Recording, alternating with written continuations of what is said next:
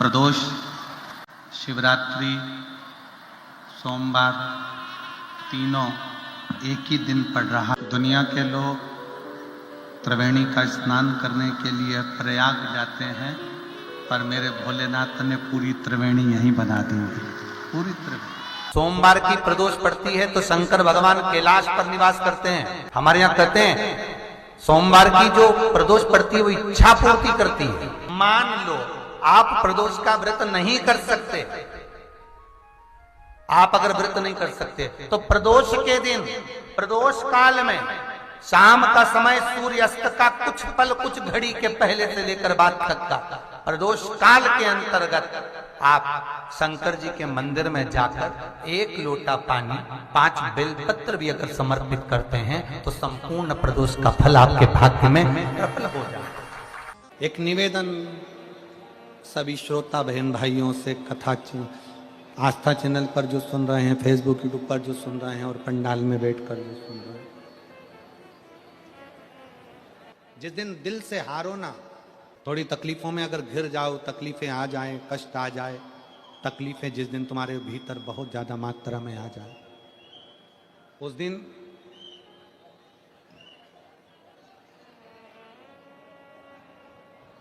तीन बेलपत्र, एक बेलपत्र में पीला चंदन, बीच वाली पत्ती। जिस दिन तुम्हें लगे कि मैं बहुत दुखी चल रही हूं और मेरा काम हो ही नहीं रहा, बहुत तकलीफ की जिंदगी चल रही है, कोई हाथ पकड़ने वाला नहीं है, कोई संभालने वाला नहीं है और बहुत तकलीफ हो गई, बहुत तकलीफ। उस समय पर एक बेलपत्री के बीच वाली पत्ती पर पीला चंदन, दूसरी पत्ती पर लाल चंदन और तीसरी पत्ती पर 11 चावल गीले, पानी में उसको थोड़ा सा भिगो लें या धो लें, 11 चावल गीले शिव जी की उस पत्ती पर रखें। सबसे पहला पीला चंदन का बेलपत्र, दूसरे नंबर पर लाल चंदन का बेलपत्र, तीसरे नंबर पर जो 11 चावल आपने धोकर रखे हैं वो हाथ की हथेली में रखना है और हाथ की हथेली में रखकर अपनी कामना कर कर भगवान शंकर से विनय कर कर पंचाक्षर मंत्र नमः शिवाय या षडाक्षर मंत्र ओम नमः शिवाय या श्री शिवाय नमस्तुभ्यम बोलकर उस बेलपत्र पर सीधे हाथ में रखकर उल्टे हाथ का स्पर्श कर कर बाबा से अपने मन के भाव कहकर शंकर के शिवलिंग पर उसे समर्पित कर दीजिए। एक ही लोटा जल, जहां से जल बहता है अशोक सुंदरी वाली जगह, एक ही लोटा जल, जहां से जल बहता है उस जल बहने वाली जगह पर 3 बार उस जल को अपनी कामना कर कर श्री शिवाय नमस्तुभ्यम या पंचाक्षर मंत्र या षडाक्षर मंत्र बोलकर 3 बार उस स्थान पर गिरा दीजिए। गिराने के बाद में बाबा से विनय कर कर अक्षत वाली जो बेलपत्र है, एक बेलपत्र और एक अक्षत उसमें से अपने लिए लेकर आ जाओ। उसको 2 महीना 3 महीना अपने घर में रखिए। जितना भी दुख है धीरे धीरे बाबा समाप्त कर कर खुशियां घर में लेकर आता ही है। दुख समाप्त होगा, खुशियां घर में आएगी जरूर। जो बेटियां ससुराल में दुखी हैं, बहुत कष्ट में हैं या आपस में सामंजस्य पति पत्नी का नहीं बन रहा है या कोई विवादित वाली बात है, तो निवेदन है तलाक पर बात को लेकर मत जाना। एक बार बाबा देवाधिदेव महादेव का एक भाव जरूर प्रकट करना। महाराज श्री अवधूतेश्वर महादेव का नाम लेकर, कौन से महादेव? अवधूतेश्वर महादेव का नाम लेकर थोड़ी सी मूंग, हरी जो मूंग होती है, उस मूंग को गला लीजिए पानी में। गलाने के बाद में उस मूंग को शिव मंदिर में ले जाकर भगवान जो नंदीश्वर विराजमान होते हैं वहां रखकर 7 बेलपत्र उस मूंग पर चढ़ा दिया। चढ़ाकर बेलपत्र मेरे देवाधिदेव महादेव को अवधूतेश्वर महादेव के नाम से समर्पित कर दीजिए। वो मूंग उठाकर गौशाला में या आपके रोड पर कोई नंदी दिख जाए या गौशाला में कोई नंदीश्वर हो तो उस नंदी को वो मूंग खिला दीजिए थोड़ी सी। 3 या 4 प्रदोष करोगे, तलाक तक बात नहीं पहुंचेगी, आपस में प्रेम बढ़ जाएगा, बेटी को सम्मान मिलना प्रारंभ हो जाएगा और टेंशन समाप्त हो जाएगा, परिवार नहीं टूटेगा। जिस महीने में जो प्रदोष पड़ा करे, जब प्रदोष पड़े, बन सके 1 बेलपत्र, बन सके 5 बेलपत्र, शमी पत्र, हरे मूंग, हरा मूंग, बेलपत्र, एक कलश के अंदर थोड़ा सा पानी लेकर 1 बेलपत्र, हरा मूंग, शमी पत्र डालकर और उसमें थोड़ा सा गुड़ डालकर भगवान शिव का स्मरण कर कर प्रदोष काल में, मान लो कोई काम आपका बहुत जरूरी है, बहुत दिनों से आप थक गए हैं, नहीं हो रहा, कर्जा बढ़ रहा है, धन नहीं आ रहा, व्यापार नहीं चढ़ रहा, या कोई समस्या बहुत प्रबल है, कोई एग्जाम में बैठ रहे हो नहीं हो रहा, परीक्षा भी दे दी है, रिजल्ट आने ही वाला है, तो भी प्रदोष काल में, प्रदोष के समय वो जल मूंग, शमी पत्र और बेलपत्र और गुड़ का शंकर के शिवलिंग को समर्पित करना प्रारंभ कर दो। 2 या 3 प्रदोष करोगे, बाबा आपकी मनोकामना शीघ्र पूर्ण कर देगा।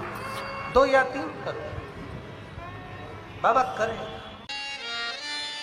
बहुत तकलीफ है, दुख की जिंदगी चल रही है, कोई परिवार में बेटे हैं, बहुएं हैं, बेटियां हैं, सब प्रयास कर रहे हैं, बेटे भी प्रयास कर रहे हैं, बहू भी प्रयास कर रही है, बेटी भी प्रयास कर रही है कि मुझे कोई अच्छा जॉब मिल जाए, मैं उन्नति की सीढ़ी पर चढ़ जाऊं, मैं बहुत आगे बढ़ जाऊं। और बेटा बेटी बहुएं अगर आगे नहीं बढ़ पा रही है तो शिव महापुराण की कथा कहती है कि एक कार्य करिएगा, एक बेलपत्र लीजिए और 7 चावल के दाने इस बेलपत्र के मध्य वाली पत्ती पर रख लीजिए। जो बेटा बेटी बहुत प्रयास कर रहे हो, बहुत कंपटीशन एग्जाम दे रहे हो, बहुत मेहनत कर रहे हो और उसके बाद भी बहुओं का, बेटियों का, बेटों का अगर कहीं जॉब नहीं लग रहा और कहीं सिलेक्शन हो ही नहीं रहा और बहुत हार चुके हैं, तब एक बेलपत्र 7 चावल के दाने मध्य पत्ती पर 7 चावल के दाने, एक घिसे हुए चंदन की गोली, पीला चंदन को घिस कर उसकी एक गोली बनाए, एक गोली गोल कर शिव पिंडी जैसी, शिवलिंग जैसी गोली बनाकर उस चावल के दाने पर रख लो। एक स्थान पर रखकर घर के अंदर ही उसका पूजन कर लो। और पूजन करना है वही जो आप घर में सामग्री, आपके रोली, चावल, मोली, हल्दी, उससे पूजन कर कर, दिए से आरती कर कर, ऐसी कैसी ही बेलपत्र अशोक सुंदरी वाली जगह पर, थोड़ा समझिएगा, अशोक सुंदरी वाली जगह मतलब जहां से पानी बह रहा है उस ओर इस डंडी को रखना और ऐसी कैसी पत्ती अशोक सुंदरी वाली जगह पर रख दीजिए। ये किसी भी प्रदोष के दिन या किसी भी सोमवार की अष्टमी के दिन या किसी भी विशेष शिवरात्रि के दिन आप ये एक बार केवल करना है और अपने मन की कामना कर कर उसको रखकर बाबा को घी का 2 दिया लगाकर आ जाना है। मेरा भोलेनाथ आपका हाथ पकड़कर आपको कंपटीशन एग्जाम में विजय दिलाएगा। पर मेहनत करना नहीं छोड़ना, परिश्रम करना नहीं छोड़ना, संघर्ष करना मत छोड़ना। अपनी मेहनत को 4 गुना करना है, अपने परिश्रम को 4 गुना करना है, अपने कर्म की लगन को बढ़ाना है। जितने घंटे पढ़ाई करते थे उससे 2 घंटा और बढ़ाओ, जितनी मेहनत करते थे उससे 4 घंटा की मेहनत और बढ़ाओ। और साथ में 7 अक्षत एक चंदन, पीले चंदन की एक शिवलिंग जैसी आकृति, छोटा सा शिवलिंग जैसा भाग रखकर घर में उसका पूजन कर कर, घी का दिया से आरती लगाकर, बाबा की आराधना कर कर, दिल से कामना कर कर बाबा से वो ले जाकर ऐसे के सही पत्ता अशोक सुंदरी वाली जगह, अशोक सुंदरी की जगह जानते हो? ये जो जगह है, ये जो जगह दिख रही है, मेरा निवेदन है चैनल वालों से थोड़ा इसको दिखाने का प्रयास करें। ये जो जगह है, ये शिवलिंग है, इधर शिवलिंग है, और शिवलिंग के साइड में जो जगह होती है जहां से पानी बहता है उसको अशोक सुंदरी की जगह कहते हैं। तो इस स्थान पर इस बेलपत्र को, इस बेलपत्र की डंडी पानी बहते समय, बेलपत्र की डंडी है वो पानी बहने के स्थान पर हो, उसको रख दीजिए। 2 घी के दिए लगाकर, और घी के दिए का स्मरण करें। दोनों दिए गोल बत्ती के नहीं होंगे, दोनों दिए लंबी बत्ती के नहीं होंगे। जो 2 दिए आप लगाएंगे, एक गोल बत्ती का होगा, एक लंबी बत्ती का होगा। गोल बत्ती क्या बोलते हैं यहाँ पर? फूल बत्ती। यहाँ फूल बत्ती बोलते, तो गोल बत्ती मतलब फूल बत्ती, और लंबी बत्ती, लंबी वाली बत्ती। 2 दिए लगाना है, एक जगत जननी का, एक बाबा विश्वनाथ का। दोनों दिए आप रखकर बाबा को प्रार्थना कर कर दिल से आइए, मेरा शंकर आपकी कामना पूर्ण करेगा। शिव को प्रिय है पुष्प में आंक का पुष्प, जो आंकड़े का पुष्प होता है, शंकर को बड़ा प्रिय है। और दूसरे नंबर पर शंकर को प्रिय है शमी का पुष्प, बहुत ध्यान देना महाराज। तीसरे नंबर पर शंकर को प्रिय है महाराज सरसों का पुष्प। सरसों होती है ना, जो राई अपन बोते हैं, सरसों बोते हैं, उसमें पीले कलर का जो पुष्प लगता है। हमारा तो निवेदन रहता है जब तक सरसों आए तो प्रयास करा करो कि सरसों के 108 पुष्प शंकर भगवान पर चढ़ाना प्रारंभ कर दो। महाराज ये पक्का है कि वर्ष भर कोई बड़ी बीमारी आपको घेर नहीं सकती अगर सरसों के फूल शिव को चढ़ रहे हैं तो। और प्रयास करना कि सरसों का जो पुष्प होता है, सरसों का जो फूल होता है महाराज, अगर कोई व्यक्ति को किडनी या लीवर से जुड़ी हुई कोई तकलीफ होती है, या किसी व्यक्ति का एक्सीडेंट हो गया होता है और उसका कोई अंग रह गया हो, कोई शरीर का कोई भाग रह गया और वो काम नहीं कर रहा हो, जैसे किसी के पांव रह जाते हैं एक्सीडेंट के बाद, किसी का हाथ रह जाता है, या कोई अंग काम नहीं कर रहा हो, वहाँ ब्लड पहुँच नहीं रहा हो, वो जगह एकदम सुन्न हो गई हो, खाली पड़ गई हो, तो उसके लिए शिव महापुराण की कथा कहती है कि सरसों के पुष्प 11 शंकर जी के राइट भाग में, जहाँ शिव जी के गण दरवाजे के द्वारपाल मणिभद्र जिस जगह पर निवास करते हैं, कौन निवास करते हैं? मणिभद्र। शंकर जी के दरवाजे के द्वारपाल हैं मणिभद्र जी। तो मणिभद्र दरवाजे के द्वारपाल में राइट भाग में मणिभद्र जी विराजते हैं। मतलब राइट भाग कौन सा हुआ? जब आप मंदिर से बाहर निकलेंगे तो राइट भाग, मंदिर में प्रवेश करेंगे जब राइट नहीं होना चाहिए, आप मंदिर से जब जाएं तो राइट भाग। मतलब आप मंदिर से राइट से जाएंगे तो शंकर जी का भी राइट हो जाएगा, क्योंकि शिव जी ऐसे बैठे हैं तो शंकर जी का भी राइट हो गया, देवता उनका भी राइट हो गया, तो राइट भाग सीधा हाथ मणिभद्र जी का स्थान। 11 सरसों के पुष्प मणिभद्र के उस द्वार पर आप रख दीजिए, और मणिभद्र के द्वार पर रखकर अंदर जाकर 108 वापिस जब आप बाहर निकल रहे हैं, ये पुष्प आप रखने के बाद एक बार बाहर जाएंगे, फिर वापिस आएंगे मणिभद्र के रखने के बाद, और अंदर जाकर 108 सरसों के पुष्प शंकर को समर्पित करेंगे महाराज। उस सरसों के पुष्प जो शिव जी को आप समर्पित कर रहे हैं उसको वापस लेकर आएंगे, श्री शिवाय नमस्तुभ्यम बोलकर उस सरसों के पुष्प को महाराज सरसों के तेल की बोतल में उसको डाल लीजिए। शंकर भगवान को किसी भी प्रदोष में, शाम के समय प्रदोष काल में उस तेल को वापस ले जाकर चढ़ा दीजिए शिव जी को, उसको वापस लेकर आ जाइए। उस तेल का प्रयोग आप नाभि में डालिए, और जो शरीर काम नहीं कर रहा उस स्थान पर कम से कम 15 दिन 20 दिन तक उसकी मालिश करना प्रारंभ करिए। बाबा चाहेगा तो चलाने का प्रयास कर देगा और वो अंग, वो शरीर काम करने लगेगा। मणिभद्र का स्मरण, श्री शिवाय नमस्तुभ्यम, सब बोलिए एक बार जमकर, श्री, अरे पहले बोल दिया, हमारे साथ तो बोलो, श्री शिवाय नमस्तुभ्यम भगवान शिव के मंत्र का स्मरण कर कर करते सरसों का जो पुष्प है उसमें आनंद की अनुभूति है। आनंद पर अपन कहते हैं दिल कर जाए कि आज मेरा मन है मैं पार्थिव शिवलिंग बनाऊं। गमले में से मट्टी लो, खेत में से मट्टी लो, जहां से मट्टी ले सकते हो।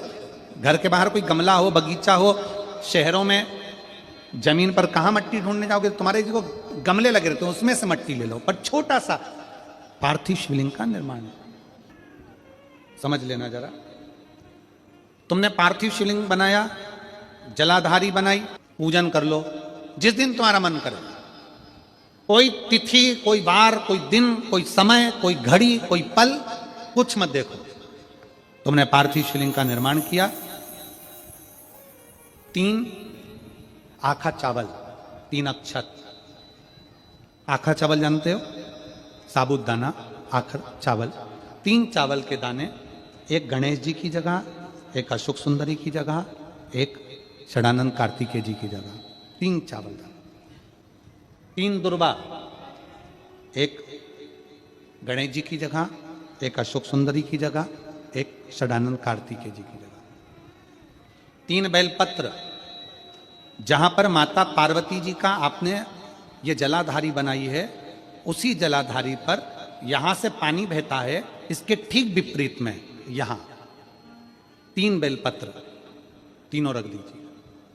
और छोटा सा कलश हो या बड़ा सा कलश हो, 3 लोटा जल यहां बैठकर, जहां पर आपने बेलपत्ती रखी है उसी के वहीं पर बैठकर इस शिवलिंग पर 3 लोटा जल धीरे धीरे अपने मन की कामना कर कर, बाबा आज मैं दुखी हूं, बाबा मुझे ये तकलीफ है, बाबा मेरे बच्चे ये काम में गए हैं, बाबा ऐसा है।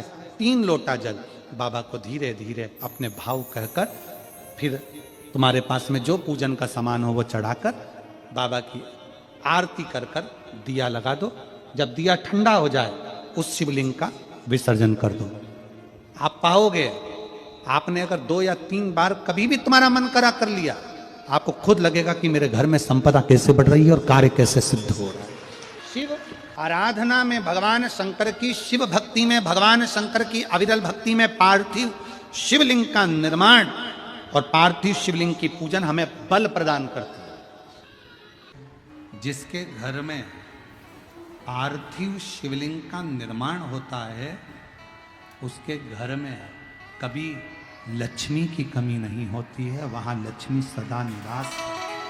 की जिंदगी में कर्जा ही कर्जा डूबा हुआ है, कर्जे में लदालूम हो और कोई उन्नति हो ही नहीं रही, बहुत कष्ट में हो गए, तो प्रदोष के दिन बेलपत्री के वृक्ष के नीचे दीप लगाएं, शिव जी के मंदिर में जाकर दीप लगाएं और अपने घर के दरवाजे पर दीप लगाएं। प्रदोष के दिन बेलपत्र के वृक्ष के नीचे लगाया गया दीपक, शिव मंदिर में लगाया गया दीपक और अपने दरवाजे पर लगाया गया दीपक, ये तीनों जब एकाग्रित भाव से दीप लगाए जाते हैं तो ब्रह्मा विष्णु महेश हमारे कार्य की सफलता देते ही हैं, उसमें अटकल नहीं। प्रदोष बन सके तुम्हारे पास में शिवालय हो या बेलपत्री का वृक्ष हो, वहां दीप दान अवश्य करना चाहिए।